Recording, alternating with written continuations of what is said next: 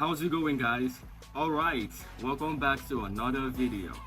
In this one, we are going to answer the question, is the beta club actually worth it? Now most of y'all will think, yeah, I already know the beta club is worth it. Man, that shit does 2 billion damage. Pump your brakes. Pump your brakes. Watch this video from start to finish and maybe your opinion on the beta club might change. Okay, I'm not gonna give the answer to the question. I will let you decide if it's worth it. Now, with that being said, leave a like and subscribe to the channel if you haven't done that. All right, let's go. Kicking things off, we have maxed out Starfire with the level 8 beta club, and we have Raven for Darkness stacks as the first support, and then Killer Frost for the 400% damage buff. Alright, let's see what Starfire can do with the beta club.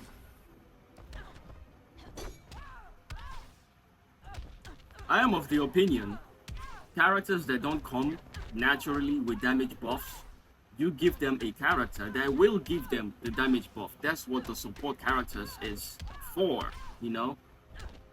The whole, this person does 2 billion damage without Raven or without beta club, without gemstone. I'm not with that. To me, it comes across as flexing, and I'm not. If there's anything that, you know, you should know about my videos is I don't flex, okay? It's a video game. It's a video game. You play how you want to play. Don't let anyone make you feel bad for playing the way you want to play, because it's like, oh, this man, you know, he did this without this. Man, fuck all that. So yes, this Starfire is going to do 2 billion damage with Raven and the beta club. Look, the damage is great. Oh, she blocked that. And we'll tag in Starfire to finish the fight. Alright, so obviously it works well with, you know, Starfire. Let's move on to the next fight. Secondly, we have my baby Enchantress with the same setup. Only Enchantress is only sitting at 5 stars. Let's see what happens. One thing though, the beta club interacts very well with damage against target. It interacts well with damage against targets. You know what that means? Raven's Darkness stacks, DCU Superman Special 1, and then Zatanna's Puppet. Apart from those 3 things, the beta club does not do an incredible amount of damage. It doesn't do that. It only does that under damage against targets, with a little bit of damage buff, if you know what I mean. So with that, keeping that in mind, how many characters do you know of that has that damage against targets? Tell me. Am I making you guys think yet?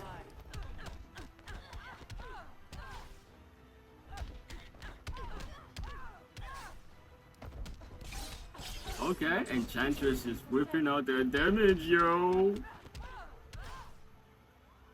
Look at what Enchantress is doing, man. Oh my goodness. Let's go.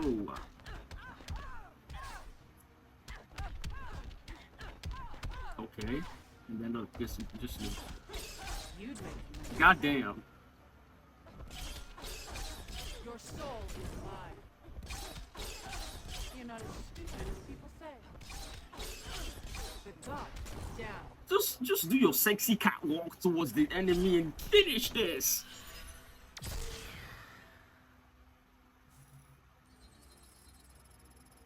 Alright, let's move on to the next one. Over here we got Scarab Chosen Blue Beetle with Classic the Flash and Batman Ninja Grodd. Scarab Chosen Blue Beetle 5 stars, okay? With the level 8 beta club. Unfortunately for Ross, we will be losing a bit of a damage because he disabled my special 1, so I can't do the class change. Super move 1, and then we gotta do the special 2 for the unhittable chance, because the combo interrupting this idiot is, it's not gonna go so well. Look, man, he just blocks out of nowhere. Super move, Classic Flash, and then it's gonna be Blue Beetle. Okay. It's gonna be Blue Beetle from now on. But that's tagging, man. Special 3-4 plus 3 fast attack hits. So this should be great. So this setup works well with Blue Beetle.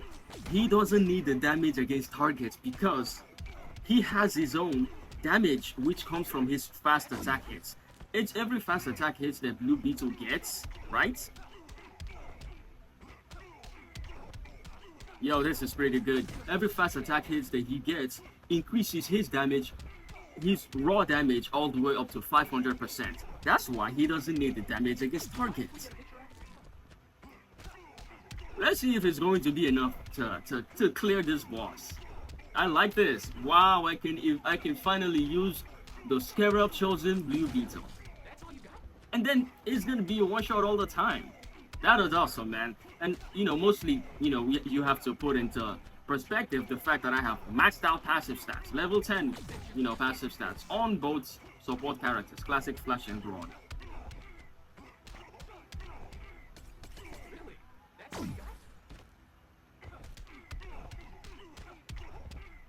He just blocks out of nowhere. What the fuck? Wait, I didn't have the special too.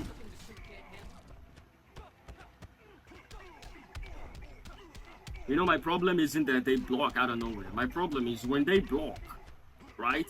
And you try to counter the block with the under hits, guess what they do? They jump. So you lose either way. If you try to counter the block, you lose. If you keep hitting while he's blocking, you still lose.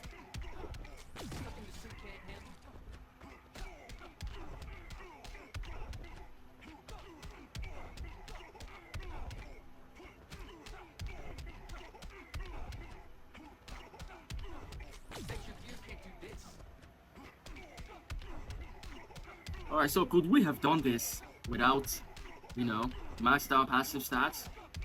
I don't think so. Maybe a 6-star Blue Beetle, 7-star, easily. Let's see what else we have going on in this video. Okay, let's take a break from the Beta Club fights and do Raiding Gemstone level 2 with Scorpion God Killer and Justice League Flash with the passive stats against final boss Robin King. Let's do that. Let's see what actually happens, because this guy is one of the strongest bosses in the game. He doesn't seem like he does much, but he does a lot. That hazard that follows you around, a pain in the ass. He does a hella dot damage. Look, just watch. If you stand there for 10 seconds, you lose half your entire health on your damage dealing character.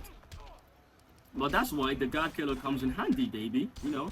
God Killer, and then Radiant's special reduces the damage that Robin King does and then adds it to Radiant himself. So it makes Robin King less powerful.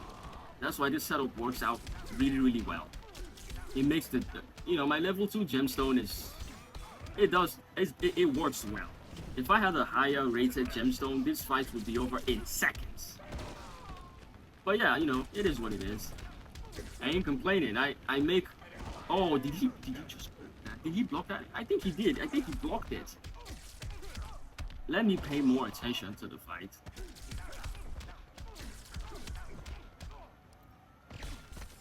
Yeah, I knew he was gonna block. That's why the God Killer works. I love the God Killer, man.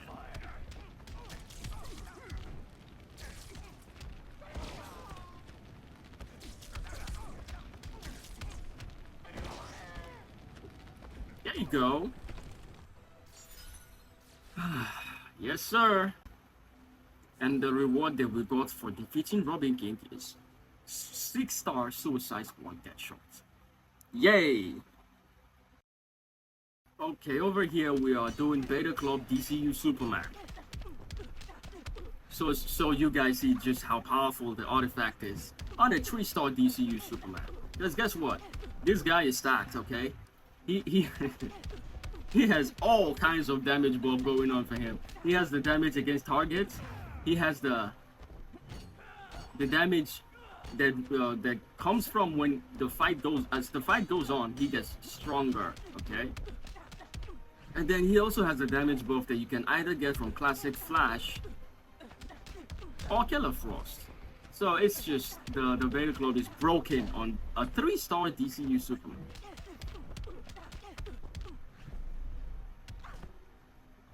So what am I trying to showcase with this video? The beta club is a good artifact. It's not a great artifact. Like, you can only use them on a number of characters, which also makes it okay, I guess.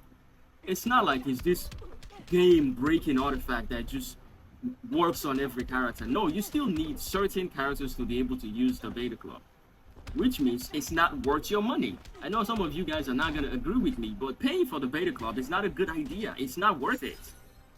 It works on some characters, just a handful of characters. DCU Superman easily.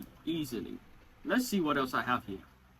Alright, so this fight is going to prove the point that I just made in the previous one. The DCU Superman fight, the point that I made that the beta club is not really worth it. It only works a certain kind of way. Watch. Now, King of Atlantis Aquaman has 600% damage buff of his own, right? That's something. And then Girl of Steel Supergirl will give him an extra 400% damage boost. That is something else again. Now, if you really think about it, it should work. It should. But guess what? It's not gonna work. Keep in mind, is with a maxed out passive stats, by the way.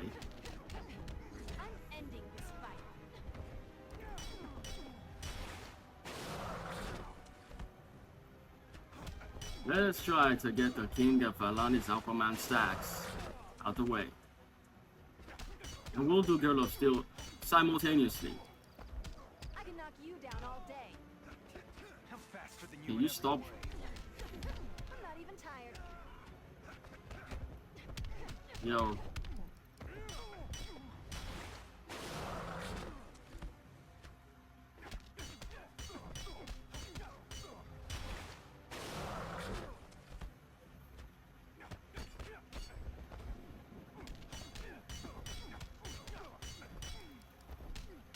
Ending this fight.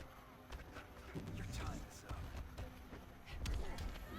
How is that not max damage? You won't see me coming. Okay, now it's max. Alright, so we're running at max damage on all on Girl of Steel and King of Atlantis Aquaman.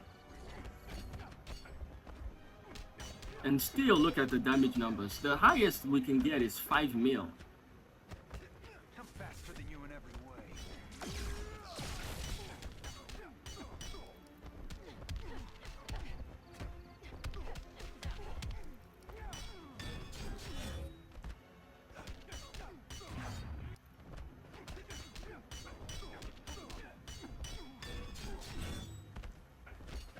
I'll never ever stop.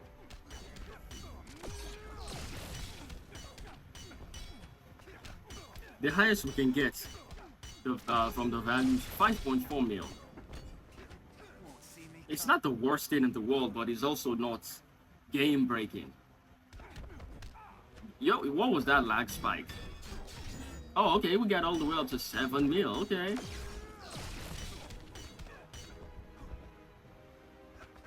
I'll destroy Yo, you. this dude was supposed to do his super move. What the fuck was that? You'll never catch me. Mm-hmm. Of course he blocked it. Alright. No damage against targets. No game-breaking damage from the beta club. Alright, so this team was actually suggested to me by one of you guys on Discord. This is my Hawkman. Alright, let's level him up to level 2 class ascended.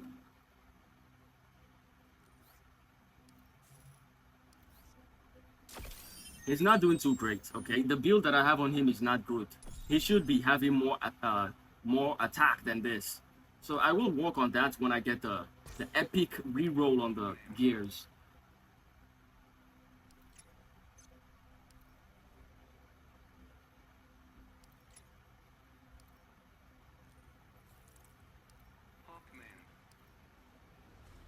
So this is what we have here. This is okay, but he doesn't have enough attack, all right? I gotta work on those. But I just want to use this for a cleanup fight anyways. And to answer the question, somebody asked me if my account is pay to win or free to play. I don't have gears on Peacemaker, and I don't have gears on Black Adam. What do you think? Do you think a pay to win account is supposed to not have gears on these two characters? Come on. It's free to play for 2.5 years. I've been grinding, but let's get into the fight.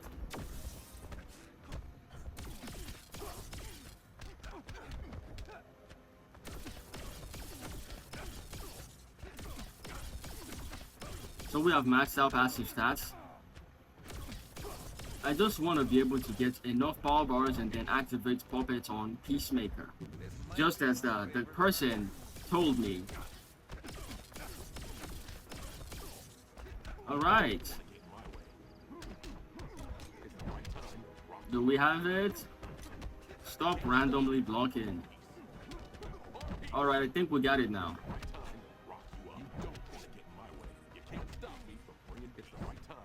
So I have to wait for the Peacemaker stacks to get to 20.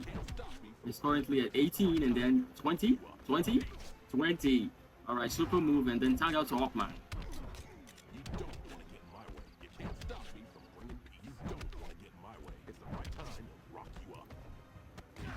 That's fine. And then we do the jump, okay, the overhead kick, the jump attack, the stomp on the head, the old kick him on his noodle. So the damage is 38 mil. That is not bad. 38 mil per second.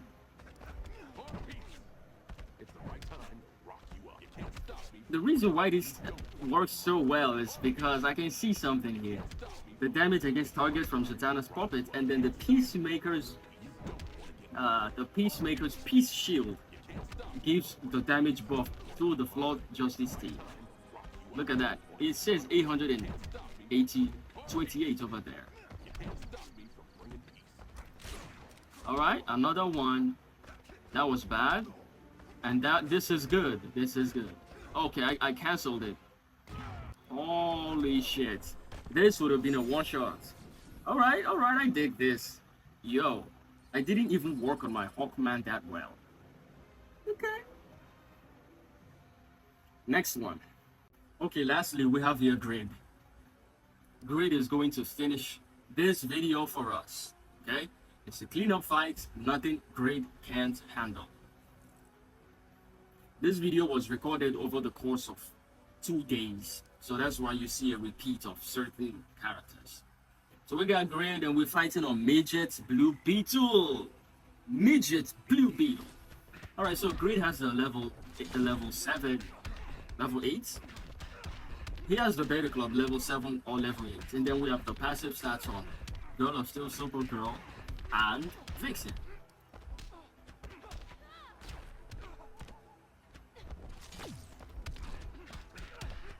It would be a shame if Grid can't do this cleanup fight.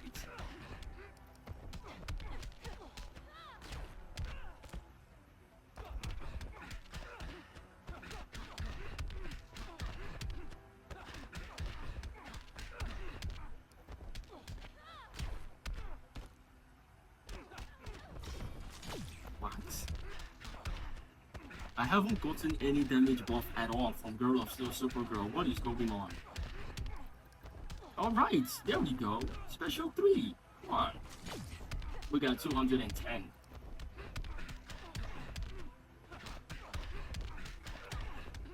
Okay, so did you guys see how the damage numbers on the Beta Club went up? It went all the way up. As soon as I had the Girl of Steel Supergirl's damage buff going.